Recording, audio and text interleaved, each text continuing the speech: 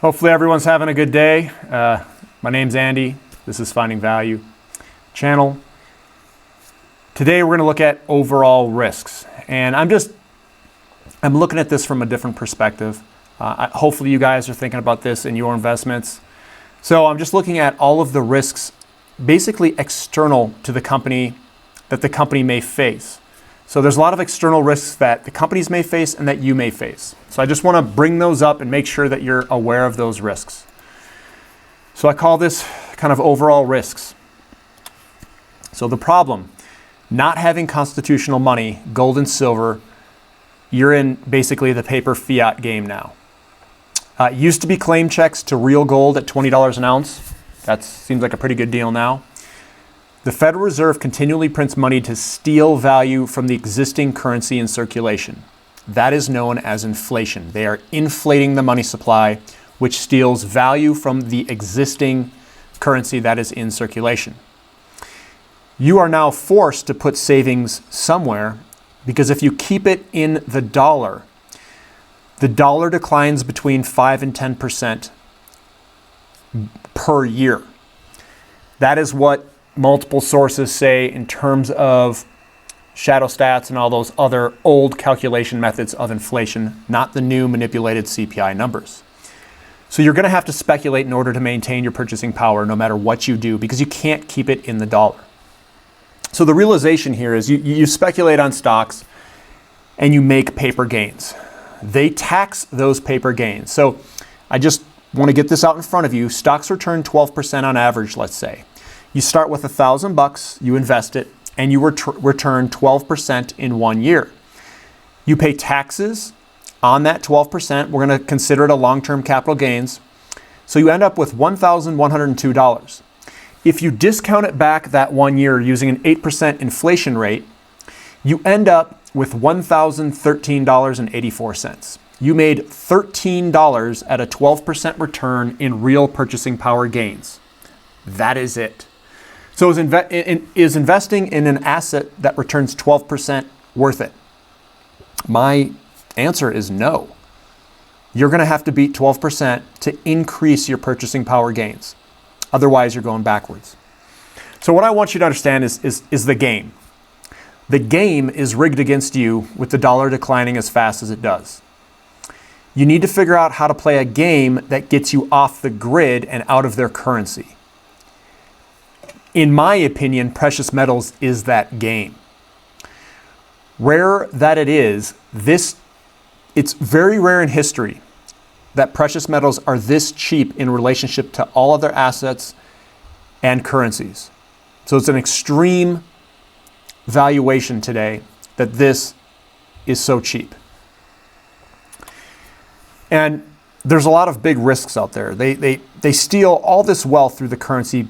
One, because they can. This is why all man-made currencies have failed in the past.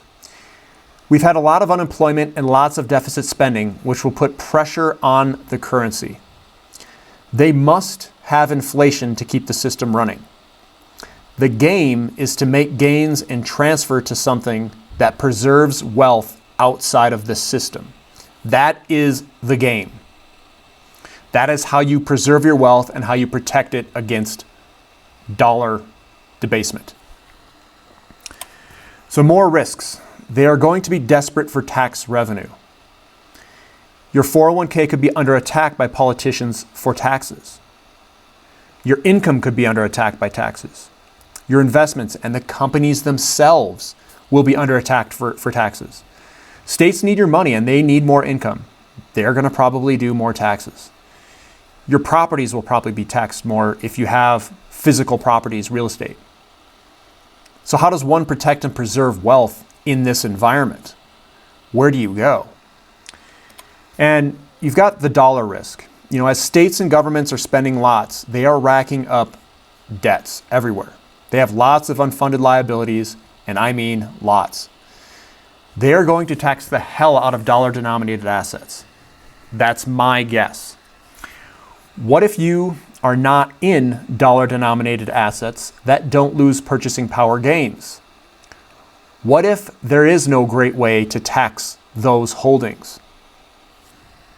So my suggestion is to diversify. Diversify your holdings of wealth. Find things that are difficult to tax but maintain or increase their purchasing power. Think about all of the things a state or federal government can do to make you a slave of the system. Using their currency is one of them. Be aware of how the money system works.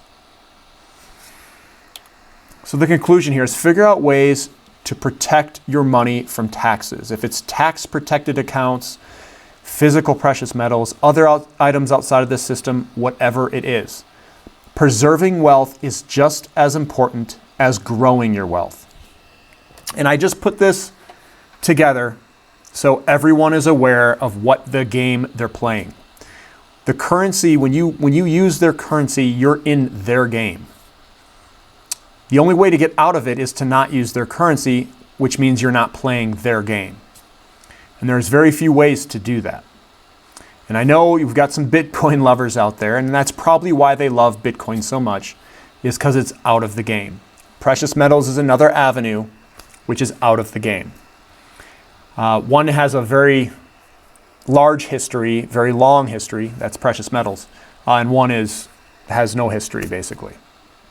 So it's not a debate here, but just think about those things in your investments.